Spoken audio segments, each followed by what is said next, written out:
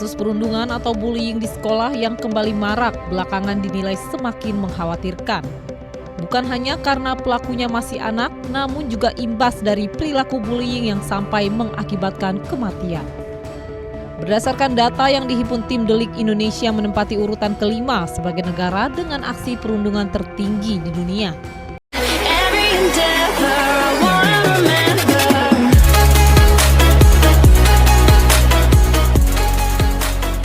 Assalamualaikum warahmatullahi wabarakatuh. Apa kabar Sobat Beyond Education semuanya? Semoga kita dalam keadaan yang sehat walafiat. Pada kesempatan kali ini kita akan membahas tentang dunia parenting ya. Karena apa? Karena saya melihat bahwa di dunia parenting ini banyak hal yang menjadi tantangan untuk para orang tua. Terutama ketika kita memiliki anak-anak yang menjadi korban bullying. Karena apa? Karena ketika kita memiliki anak yang mereka menjadi korban bullying, anak-anak kita itu akan memiliki dampak yang panjang pada masa depan mereka. Nah, ini yang akan kita bahas. Oke, Pak Afi?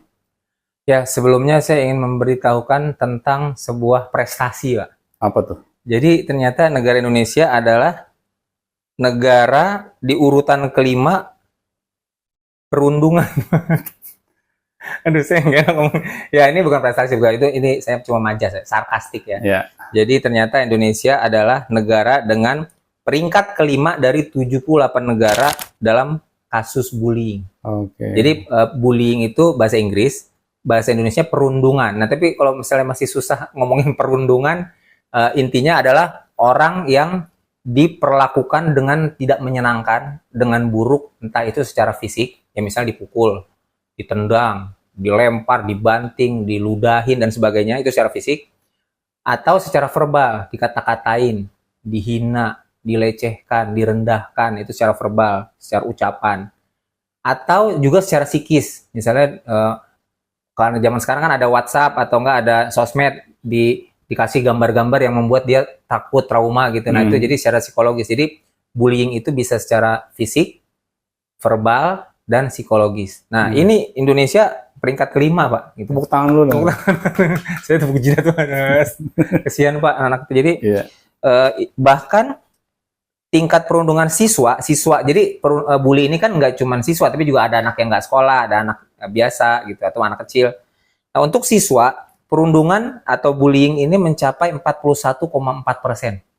Bayangin Pak, cuman sekitar 8% di bawah separuh gitu. Hampir separuh siswa ada kasus pernah merasakan dibully gitu ya. Ya, dan saya juga istighfar juga dulu, saya pernah membuli. Astagfirullahaladzim, dulu saya kan anak kecil Pak. Kalau saya ngebully tuh SD Pak. Jadi karena masih kecil gitu. Jadi ya namanya anak kecil masih belum ngerti, tapi begitu udah SMP SMA saya udah nggak pernah ngebully lagi gitu, alhamdulillah. Karena enteng jadi korban. Enggak juga, saya biasanya mendamaikan. Jadi mendamaikan antara orang yang membuli sama dibully. Jadi saya berdamaikan, jadi mereka berteman akhirnya. Betapa mulianya. Saya diterima di semua kalangan Pak. Yang kalangan misalnya anak tongkrongan depan sama tongkrongan belakang kan berantem tuh. Nah, itu saya yang nengahin biasanya Pak. Jadi saya diterima di tongkrongan belakang dan saya juga diterima di tongkrongan depan. Wah, luar biasa. Tepuk tangan. Tapi ini Pak, maksud saya kembali ke masalah bully tadi Pak ya. Kasus bully ini pada akhirnya Pak membuat anak-anak, ya kalau cuma sekedar trauma sih, misalnya saya takut masih mending ya. Ternyata itu sangat masuk ke dalam psikologisnya, dan akhirnya dampaknya bisa macam-macam. Ada yang mulai dari mogok sekolah, nggak mau sekolah lagi, takut ketemu orang. Jadi misalnya dia dibully sama teman-teman di sekolah. Nah, dia akhirnya bukan takut sama sekolah atau sama teman-teman di sekolah, tapi akhirnya dia juga takut ketemu orang-orang gitu. Kalau misalnya dia mau ke acara apa gitu, misalnya acara arisan atau acara konser, nggak mau, banyak orang sih, nanti saya dibully lagi. Jadi efek sampai seperti itu. Dan nanti untuk kelanjutannya itu bisa, bahkan ada yang akhirnya dia nggak mau ngelanjutin, jangankan kuliah, sekolah aja nggak mau. Dia pendidikannya gimana, kan bingung gitu. Nah, untunglah alhamdulillah sekarang udah banyak solusinya, bisa homeschooling gitu ya. Di sekolah kita juga banyak alhamdulillah siswa-siswa yang akhirnya dia bingung cari sekolah karena akibat bully, akhirnya masuk sekolah kita gitu. Tapi intinya sekolah kita adalah sekolah yang terbebas dari bully, nggak ada bully-bully di sekolah kita gitu. Tapi maksud saya, kasihan anak-anak ini sampai bahkan ada yang bunuh diri. Jadi kasus bunuh diri aja udah 25 kasus kemarin. Bunuh diri karena akibat dibully gitu ya. Ada memang macam-macam, ada juga yang bunuh diri karena kemarin kan yang lagi viral orang tuanya nggak sanggup membelikan alat tulis. Itu beda ya. Itu karena ekonomi gitu. Tapi udah ada 25 kasus anak Indonesia yang bunuh diri karena dia dibully gitu. Jadi dia udah nggak kuat, akhirnya dia bunuh diri, kan kasihan sekali gitu Pak. Nah ini untuk para orang tua, misalnya untuk para orang tua yang punya anak dan anaknya korban bully, ya ataupun juga pembuli misalnya gitu. Nah ini kayaknya kita perlu ya memberikan ya sharing lah gitu ya, sharing untuk sekaligus kalau seandainya bisa juga mengedukasi sharing ini, karena ini juga bermanfaat. Karena baru kemarin belum lama ini ada mungkin Pak Doni sendiri berhadapan dengan siswa korban bully yang nanti bisa Pak Doni ceritakan, dan ini bisa jadi pelajaran buat orang tua murid atau orang tua yang punya anak korban bully. Iya Pak, mungkin saya ingin sedikit cerita Pak ya tentang salah satu alumni Vicar School yang bernama Via Pak ya. Via ini kan ketika pindah ke sekolah kita, dia itu korban bullying dari sekolah lain Pak. Saya tidak usah menyebutkan nama sekolahnya ya. Iya, iya. Nah, Via ini awalnya Pak, dia itu sama sekali nggak mau ketemu orang Pak, ya. Bahkan teman seumurannya dia juga nggak mau. Nah, akhirnya saya tanya ke ibunya, ini apa penyebabnya? Nah, si Via ini waktu di sekolah sebelumnya Pak, dia pernah menjadi korban bullying yang hingga si Via ini Pak, ketika dia disuruh ke sekolah pada suatu pagi hari, Via ini teriak-teriak Pak. Histeris gitu. Histeris. Itu kayak orang kemasukan setan Pak. Ya Allah, tantrum ya. Sampai ibunya ngerekam Pak. Perilaku Via yang teriak-teriak histeris seperti itu.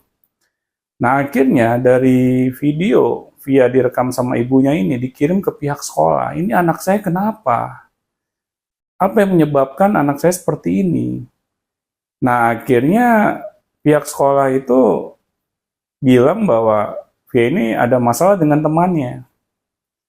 Nah, tetapi kan dari keluarga Via sendiri, dia tidak bisa, Pak, menuntut teman-temannya membuli Via.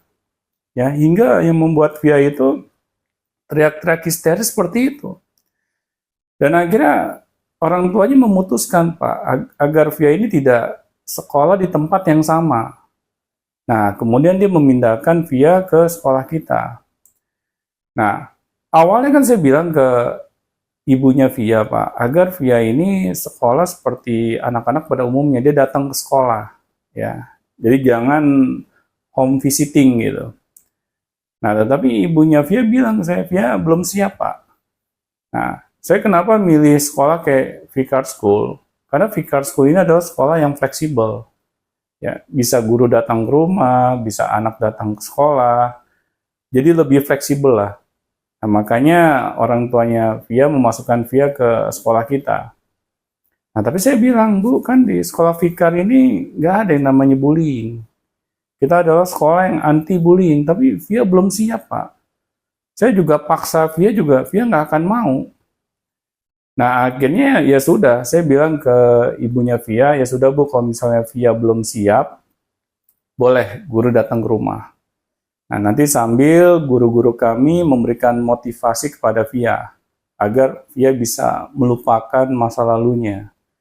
Dan akhirnya Via bisa punya keberanian untuk datang ke sekolah, ketemu teman-temannya. Nah, tetapi berjalannya waktu kok kayak belum ada perubahan gitu kan. Nah, akhirnya saya penasaran, saya tanya lagi ibunya Via, Bu, Via masih ini Bu, masih trauma dengan kondisinya. Iya Pak, Via masih belum berani. Kalau nggak salah itu setelah berjalan 2 atau 3 bulan Pak, Via sekolah di tempat kita. Nah, akhirnya saya bilang ke ibunya Via, Bu, kalau boleh, kalau Via-nya mau, tolong Via datang ke sekolah, tapi bukan untuk masuk ke kelas, tapi ketemu saya aja. Saya penasaran nih Bu, ini Via kenapa sih gitu kan? Masalahnya apa yang membuat Via ini sepertinya sangat trauma. Nah, akhirnya ibunya tanya ke Via apakah Via mau bertemu dengan saya, ya bukan datang ke sekolah untuk belajar, tapi hanya ketemu dengan saya. Kita ngobrol aja. Nah, akhirnya Via memutuskan dia menerima Pak undangan saya untuk datang ke sekolah. Nah, akhirnya ketika saya bertemu dengan Via, saya tanya, apa sih Via masalah kamu kan? Apa yang membuat kamu itu nggak mau ketemu orang sama sekali gitu? Terus Via cerita bahwa dia tuh menjadi korban bullying. Dia seperti diolok-olok ya di belakang dirinya. Karena Via ini anak pintar Pak. Sampai guru kita yang home visit ke rumahnya itu bilang Via ini banyak mendapatkan penghargaan Pak. Dia adalah siswa yang berprestasi Di sekolah sebelumnya ya? di sekolah sebelumnya. Ya saya nggak tahu ya jenis prestasinya apa saja ya. Nah, makanya Via ketika dia dibully seperti itu, dia bilang, mungkin teman-teman saya iri kali Pak ya sama saya. Saya di sekolah itu istilahnya tuh sering mendapatkan ranking di kelas. Dapat piala, piagam gitu ya? Nah mungkin pada suatu saat teman-teman saya ini ya biasalah Pak ya, kalau anak-anak kan kadang tuh minta contekan lah, apalah gitu. Dia nggak mau ngasih Pak. Itu di situ biasanya itu emang Pak. Nah jadinya akhirnya Via itu dimusuhi Pak oleh teman-temannya. Nah tetapi kan Via nggak mau ngasih, memang hal itu menjadi kesalahan Via Pak. Enggak, justru itu bagus. Iya kan. Nah tetapi kan yang namanya anak-anak remaja kan ya begitu Pak. Ya, mereka ketika ada anak nih, apalagi temannya sekelas nggak mau memberikan contekan, dianggap malah sebagai musuh. Nah, disitulah mungkin Via start dibully, Pak. Ya, dijelek-jelekin ya. Dijelek-jelekin. Terus mungkin Via ya apakah dia difitnah atau apa gitu, yang membuat dia ini menjadi sangat trauma, Pak. Ketika bertemu dengan teman-temannya. Ya, tidak nyaman ya. Nah, akhirnya sudah ketika Via teriak-teriak secara histeris seperti itu pas disuruh ke sekolah sama ibunya, dan pihak sekolah sepertinya juga mungkin mereka bingung gitu ya untuk mengatasi masalah Via ini bagaimana caranya. Ya sudah, akhirnya ibunya memutuskan untuk berhenti sekolah. Nah, ternyata Pak, kejadian itu tidak sampai di situ, Pak. Ya. Via memiliki trauma ini bukan dalam jangka waktu yang pendek, Pak. Seperti perkiraan saya sebelumnya. Ya, kirain begitu keluar sekolah udah selesai ya. Kan udah pindah sekolah, udah putus namanya istilahnya udah putus hubungan dengan teman-teman dan nggak ketemu lagi sama teman-teman lama ya. Sudah ganti lingkungan juga. Betul, iya. Harusnya gitu ya. Harus dia segera berhenti, Pak. Ya, dari traumanya. Nah, ternyata trauma itu terus muncul Pak, dan munculnya itu kayak on off. Nah selama di Fikar kan Via ini home visit Pak ya, makanya kan dia nggak bertemu dengan teman-teman sepantarannya. Ya, nah itu aman-aman saja Pak. Via nggak pernah lagi tuh misalnya bilang bahwa dia merasa bahwa ada orang yang mengganggu dia lagi. Nah saya bilang ke Via, kamu nggak boleh misalnya terus mengingat masa lalu kamu, ya. Saat ini adalah hal yang berbeda dengan masa lalu. Kamu harus membuka lembaran baru, Via. Tapi saya nggak bisa, Pak Doni. Saya selalu teringat gitu. Di alam bawah sadar gitu ya? Ya, di alam bawah sadarnya. Karena sesuatu yang sudah masuk ke alam bawah sadar, Pak, apalagi itu adalah hal yang sangat traumatis, maka itu akan sulit, Pak, untuk bisa keluar dari rasa trauma itu. Ya bahkan kan ada Pak, sebagian anak-anak tuh yang sampai melukai dirinya sendiri. Ya. Nah, saya melihat kasus seperti itu, ternyata memang korban bullying itu Pak, itu nggak bisa Pak, istilahnya sembuh dengan waktu yang seketika. Ya, bahkan Via Pak, setelah menjadi alumni dari sekolah kita, pas dia kuliah, dia tetap Pak menyimpan rasa trauma itu. Ya kan kemarin ini saya baru ketemu dengan Via lagi Pak ya. Saya tanya ke ibunya apakah Via sudah lepas dari rasa traumanya, apakah dia sekarang sudah kuliah seperti anak-anak pada umumnya. Nah ternyata Pak, kata ibunya, Via sempat kuliah. sampai semester 4. 2 Ya. tahun dong lumayan. 2 tahun. Kemudian berhenti Pak di tengah jalan. Bully lagi. Rasa trauma itu muncul lagi. Oh, bukan karena dibully teman-teman kuliah ya? Bukan. Ya. Nah, akhirnya dia membuat dirinya itu nggak mau lagi Pak ketemu sama orang-orang. Udah selama itu padahal ya. Nah, akhirnya kan dia harus berhenti Pak dari kampusnya. Nah, akhirnya pas dia sudah merasa pulih lagi, ya, dia sudah merasa siap lagi bertemu dengan orang, dia kuliah lagi Pak, tapi di tempat yang berbeda. Jadi daftar ini baru ya, kampus baru. Kampus baru. Nah, di kampus yang baru ini dia mendapatkan kalau nggak salah 6 semester Pak. Dan ketika trauma itu muncul lagi, dia berhenti lagi Pak. Jadi udah pindah kampus, terus 3 tahun, 6 semester kan 3 tahun. Udah tahun ketiga berhenti lagi. Berhenti lagi. Dia bilang ke saya cuti. Nah, saya dari situ aja jadi bingung Pak. Iya. Ini korban bullying ini luar biasa ya, parahnya gitu. Dampaknya ya. Bahkan dia sudah menjadi alumni Pak ya dari sekolah kita. Kan jaraknya Jauh Pak ya. Iya. Dia sempat kuliah selama 4 semester ya, Terus kemudian pindah berhenti, lagi. terus dia pindah lagi. Itu udah 5 tahun, kuliahnya doang udah 5 tahun. Nah itu. Di kita 3 tahun. Nah, 2 tahun lebih. berarti kan korban bullying ini tuh nggak bisa Pak. Istilahnya tuh pulih dalam waktu yang sangat singkat gitu.